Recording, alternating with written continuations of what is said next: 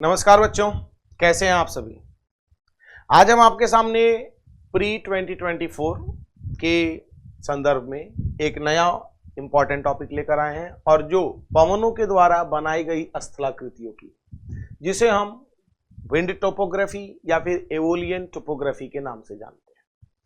अब बात उठती है कि पवन यानी कि वायु ये कहाँ स्थलाकृति बनाएगी। तो जाहिर सी बात है, अगर हम अपर्दन और ट्रांसपोर्टेशन के कारकों की बात करें, यानी कि जो अवसादों को एक जगह से दूसरे जगह लेके जाते हैं, तो वो या तो नदी है या वायु है या फिर हिमनद है।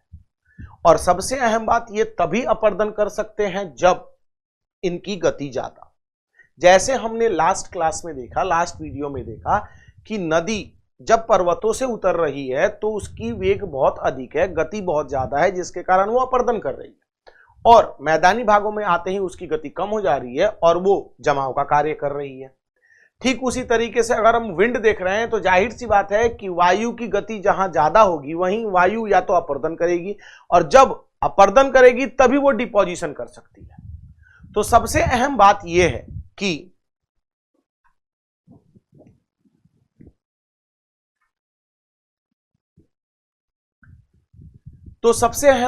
है कि वायु अधिक गति से चलेगी का, तो जाहिर सी बात है जहां फ्रिक्शन कम होगा, घर्षण कम होगा, रुकावटें कम होंगी।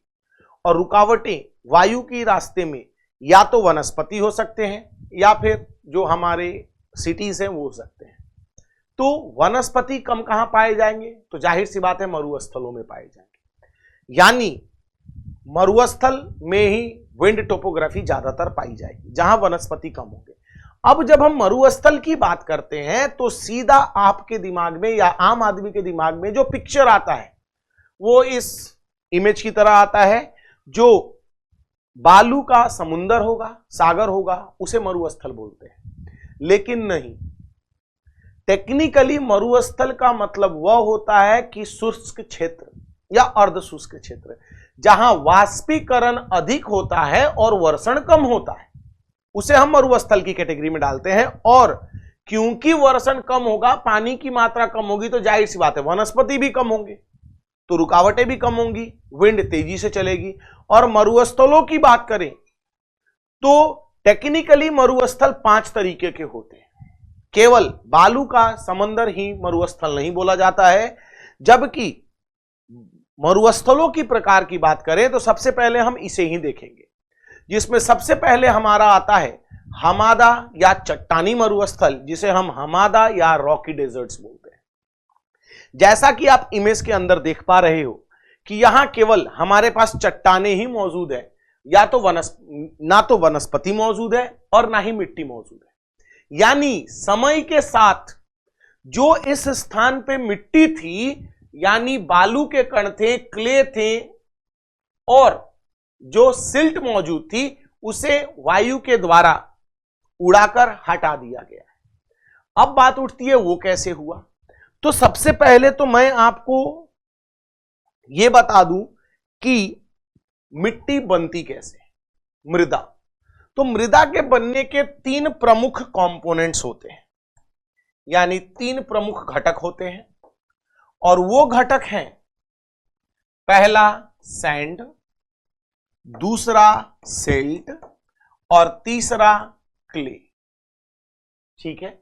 और जब ये तीनों बराबर मात्रा में मौजूद होंगे तो ये बनाएंगे दोमट मृदा, यानी कि लोमी सॉइल। अब बात उठती है तीनों जुड़ेंगे कैसे, तीनों का बाइंडिंग एलिमेंट क्या होगा, फैक्टर क्या होगा, तो वो होता है पानी। यानी पानी इन तीनों को जोड़कर रखता है। अब अगर इस मिश्रण में अगर बालू की मात्रा बढ़ जाएगी तो बलुई मिट्टी हो जाएगी, यानी सैंडी सॉइल। अगर सिल्ट की मात्रा बढ़ जाएगी तो सिल्टी मिट्टी हो जाएगी, मृदा हो जाएगी। और क्ले की मात्रा बढ़ जाएगी तो क्लेई सॉइल हो जाएगी। ठीक है, यानी जलोढ़ मृदा, जिसे हम एलुवियल सॉइल बोलते हैं। हमें क्योंकि मिट्टी के बारे में नहीं पढ़ना है तो हम इसे डेप्थ में नहीं देखेंगे। हमें तो बस ये देखना है कि आखिरकार जो यहां पे चट्टानों से मिट्टी उड़ गई है वो क्यों उड़ी है। तो क्योंकि पानी जब वाष्पीकृत हो गया है, यानी कि उसका वाष्पीकरण हो गया है, तो ये तीनों जो चिपके हुए थे वो एक दूसरे को छोड़कर अलग हो जाएंगे। और जब वायु चलेगी तो सबसे महीन कण जो है वो क्ले का है, तो सबसे पहले ये उड़ा दिया जाएगा। फिर उसके बाद सिल्ट है, सिल्ट भी उड़ा दिया जाएगा, और फिर उसके बाद सैंड बचेगा जो उड़ जाएगा। यानी कि तीनों अलग अलग चरणों में जाएंगे। और सबसे अहम बात, ये तब जाएंगे जब पानी कम होगा, और पानी कम होने के कारण सबसे पहले तो वनस्पति जाएंगे।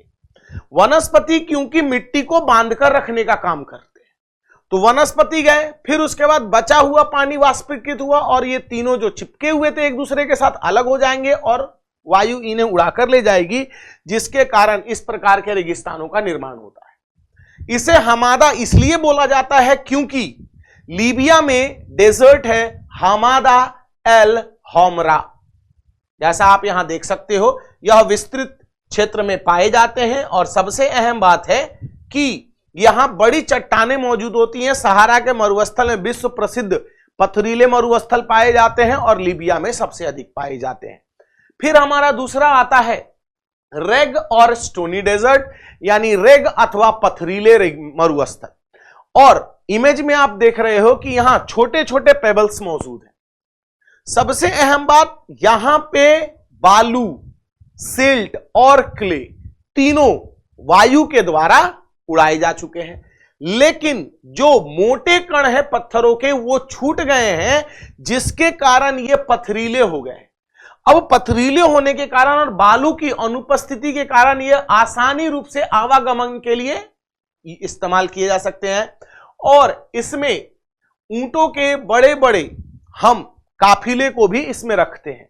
ये ज्यादातर इजिप्ट वाले भाग में पाए जाते हैं, जहां इन्हें सेरिर के नाम से जाना जाता है। छोटे छोटे पत्थर एवं उसके टुकड़े होते हैं जो बृहद पैमाने पर एक चादर की तरह बिछे होते हैं, और ऐसे मरुस्थल बलुई मरुस्थल के मुकाबले ज्यादा सुलभ होते हैं, और ऊंटों का बड़ा समूह रखा जाता है, और मिस्र में इसे सेरिर के नाम से जाना जाता है। ये तो दो हुए। तीसरा डेजर्ट जो आम आदमी के दिमाग में बैठा हुआ है, और वो है बालू का रेगिस्तान, यानी सी ऑफ सैंड, जिसे एर्ग अथवा हम बलुई डेजर्ट यानी सैंडी डेजर्ट के नाम से जानते हैं। और ये जैसा आप देख रहे हो, ज्यादातर सहारा, थार मरुस्थल हमारे यहां पाया जाता है, और तुर्कमेनिस्तान में इसे कूम के नाम से जाना जाता है, जैसे कारा कूम। फिर उसके बाद आता है हमारा बैडलैंड टोपोग्राफी, जिसे निस्फल मिट्टी के नाम से जाना जाता है। एक्चुअली ये टोपोग्राफी ज्यादातर जो है ये स्थलाकृति, ये नॉर्थ अमेरिका में पाई जाती है, ग्रैंड कैनियन वाले क्षेत्र में, कैलिफोर्निया या बोले साउथ डकोटा, एरिजोना वाले डिस्ट्रिक्ट में। और ये मरुस्थल की तरह दिखता है क्योंकि यहां वेजिटेशन नहीं है, यहां पे गली इरोजन ज्यादा होता है, जिसके कारण ये जो भाग है ये आपको कृषि के लिए या वनस्पतियों के लिए अनुपजाऊ हो जाता है। और इंडिया में बात करें इसके एग्जाम्पल की, तो चंबल के बीहड़ बैडलैंड टोपोग्राफी के अंदर माने जाते हैं, जिसमें गली इरोजन हो पाया जाता है। इसके बाद पांचवा मरुस्थल का प्रकार जो आता है हमारा, वो है पर्वतीय मरुस्थल, यानी कि माउंटेनियस डेजर्ट, यानी वो डेजर्ट जो पर्वतों पे पाए जाते हैं, जैसे कि पेरू और चिली के बॉर्डर पे अटाकामा डेजर्ट, जो विश्व का सबसे ऊंचा गर्म मरुस्थल भी माना जाता है, और साथ में सबसे शुष्क मरुस्थल भी माना जाता है, क्योंकि यहां एक प्लेस है अरीका, जहां लगभग पिछले 30 सालों में केवल 2 ही सेंटीमीटर बारिश हुई है। आप इमेजिन भी नहीं कर सकते। और अगर विश्व प्रमुख मरुस्थलों की बात करें तो सहारा में अगहर पर्वत और तिबेस्ती माउंटेन पे मौजूद इन मरुस्थलों को हम एग्जाम्पल के तौर पे देख सकते हैं, जो वर्ल्ड फेमस माने जाते हैं। तो कुछ इस प्रकार से 5 टाइप के डेजर्ट्स हुए। मैं फिर से आपको इनके नाम याद दिला देता हूं। पहला रॉकी डेजर्ट और हमादा डेजर्ट, दूसरा रेग या स्टोनी डेजर्ट, तीसरा एर्ग या सैंडी डेजर्ट, चौथा बैडलैंड टोपोग्राफी जहां गली इरोजन होता है, और पांचवा माउंटेनियस डेजर्ट। अब ये तो मरुस्थलों के प्रकार हो गए जो हमने देख लिया। अब मरुस्थलों के प्रकार के पश्चात हम बढ़ते हैं अगले सेक्शन की तरफ, जो है इनके द्वारा बनाई गई स्थलाकृतियां, यानी वायु के द्वारा, क्योंकि वायु यहां तेज गति से चलेगी, तेज गति से चलेगी तो अपर्दन का भी कार्य करेगी, अपर्दन का कार्य करेगी तो जाहिर सी बात है डिपोजिशन का भी कार्य करेगी। अब इसमें जो सबसे पहला बनता है वो हमारा बनता है मशरूम रॉक, जिसे हम छत्रक शिला के नाम से जानते हैं या फिर रॉक पेडेस्टल के नाम से जानते हैं। आपको यहां ये इमेज दिख रही है। अब इस इमेज में बात करें तो इसमें दो प्रकार के चट्टाने हैं। नीचे वाले भाग में नर्म चट्टाने मौजूद हैं और ऊपर वाला भाग जो है वो ठोस चट्टानों का है। तो नीचे वाले भाग को वायु ने अपर्दित कर दिया है और ऊपर वाला भाग वैसे ही रह गया है, जिसके कारण ये मशरूम की तरह नजर आते हैं। और अगर इन्हें बनाया जाए तो ये कुछ इस प्रकार से नजर आते हैं, तो इन्हें बोलते हैं मशरूम रॉक्स। फिर इसके पश्चात हम अगले सेक्शन की तरफ चले तो आते हैं हमारे जूजन। जूजन में नॉर्मली हमने मशरूम रॉक में देखा एक सिंगल इंडिपेंडेंट रॉक खड़ा होगा डेजर्ट के अंदर, लेकिन जूजन में क्या होगा, यहां जो चट्टान मौजूद होगी वो एकल तो होगी, अकेली होगी, लेकिन ये टेबल नुमा होगी और क्षैतिज होगी, हॉरिजॉन्टल, जिसमें कि उसका नीचे वाला भाग नर्म चट्टानों का बना है और ऊपर वाला भाग ठोस चट्टानों का। तो नीचे वाला भाग हमारा अपर्दित हो जाएगा और ऊपर वाला भाग लेट से अपर्दित होगा, जिसके कारण ये कुछ इस प्रकार के स्ट्रक्चर बनाएंगे जिन्हें हम जूजन बोलते हैं। फिर हमारा आता है अगला स्ट्रक्चर जो है यारडांग। अब यारडांग में और जूजन में फर्क क्या है, दोनों तो सेम दिख रहे हैं? तो नहीं, जूजन अकेला होगा। यारडांग में गौर कीजिए तो बहुत सारे इसमें श्रेणियां मौजूद हैं, बहुत सारे छोटे छोटे रिज मौजूद हैं जो ठोस चट्टानों के हैं, और बीच में जो नर्म चट्टानें थी उन्हें विंड ने, वायु ने अपर्दित कर दिया है। तो ये अलग अलग छोटी छोटी ठोस चट्टानों की श्रेणियां नजर आएंगी। तो क्या बोला जाता है, यह तीव्र ढाल वाली लंबवत रूप से कटी हुई चट्टानें होती हैं जो एक दूसरे से विस्तृत गलियारों के कारण अलग हो जाती हैं, तो इन्हें बोलेंगे यारडांग। अगर ये अकेले मौजूद होंगे तो बोलेंगे जूजन। ठीक यारडांग के पश्चात अगर हम अगले पार्ट पे चले तो वो आता है हमारा मेसा। मेसा एक हम बोले तो स्पेनिश शब्द है जिसका मतलब होता है टेबल।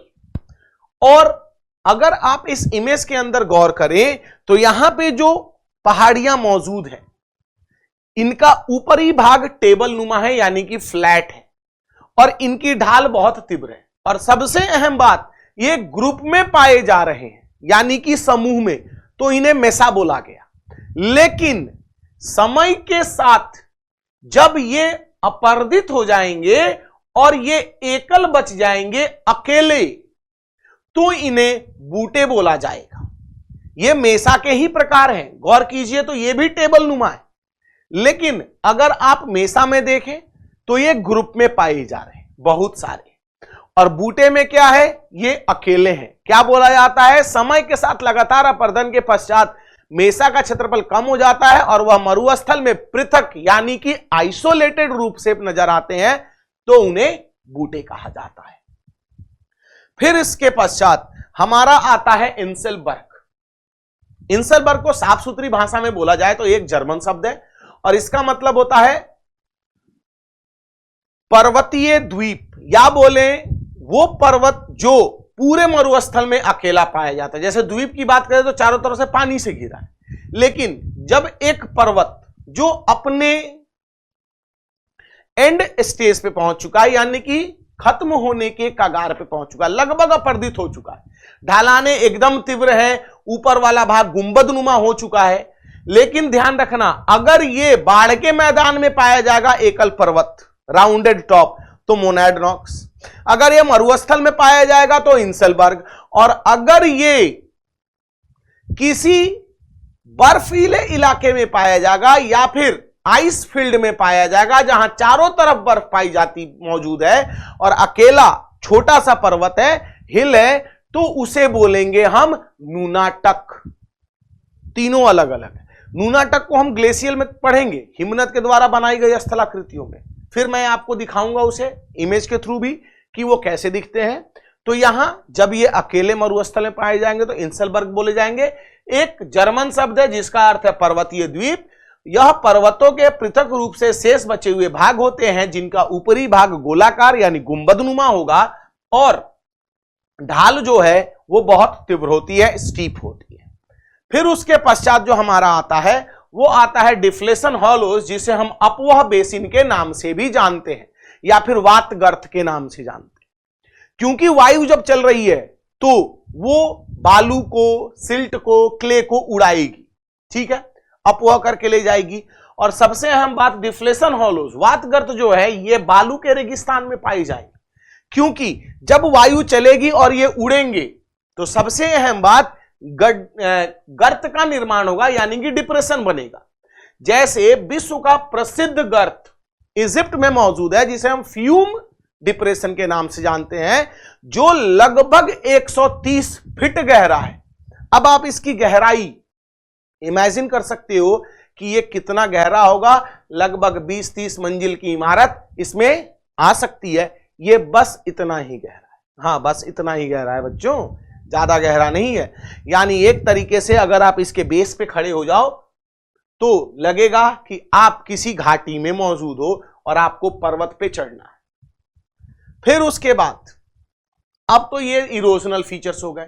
अब आते हैं डिपोजिशनल की तरफ, यानी कि जमाव से बनी हुई स्थलाकृति। क्योंकि अभी तक वायु ने अपर्दन किया है, अब जो अवसाद अपर्दन हुए हैं, जो कण अपर्दित हुए हैं, वो कहीं ना कहीं डिपॉजिट तो होंगे। और डिपोजिशन के क्रम में जो वायु बनाएगी वो पहला बनाती है बालू के स्तूप यानी बालू के टीले, जो छोटे भी हो सकते हैं और बड़े भी हो सकते हैं। और इन बालू के टीलों में पहला आता है हमारा बरखांस। बरखान की बात करें तो बरखान जो है वो मुख्यतः अर्धचंद्राकार होते हैं और इनकी सींग आगे की तरफ निकल जाती है तो इन्हें बरखान बोलते हैं। वहीं अगर ये बालू के स्तूप लंबवत तरीके से डिपॉजिट किए जाएंगे और सीधे होंगे, कई किलोमीटर, 100 किलोमीटर लंबे भी हो सकते हैं, 100-200 फीट ऊंचे भी हो सकते हैं, तो इन्हें बोला जाता है सेफ्स। सेफ एक अरेबिक शब्द है, ये यूपीएससी ने प्रीवियस ईयर पूछ भी रखा है। What are safes and safes are related to, safe किस स्थलाकृति से संबंध रखते हैं?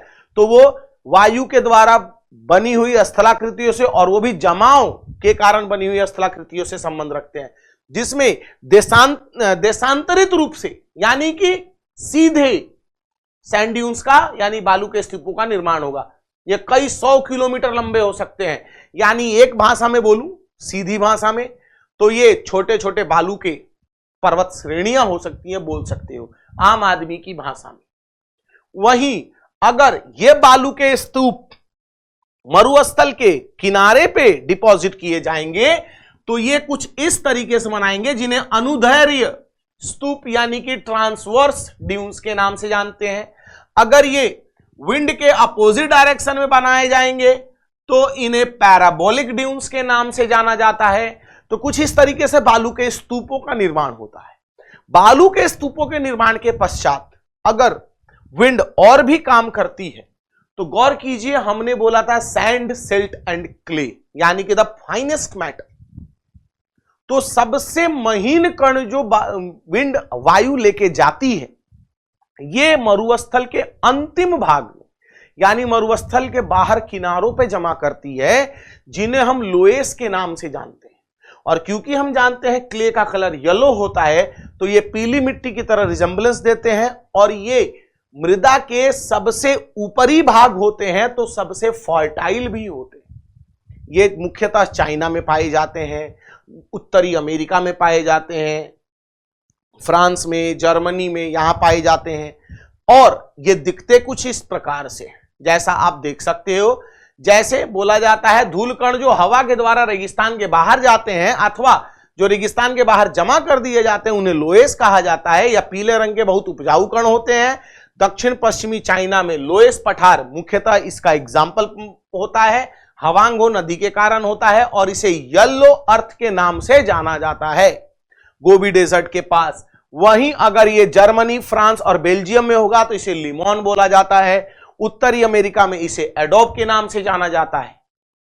और इसके पश्चात जो अगला डिपॉजिटेड फीचर बनता है वो बनता है हमारा पलाया, जिसे हम टेम्परेरी लेक यानी कि अस्थायी झील का भी नाम देते हैं। यह मुख्यतः एक तरीके से आप बोल सकते हो दलदल भी होते हैं।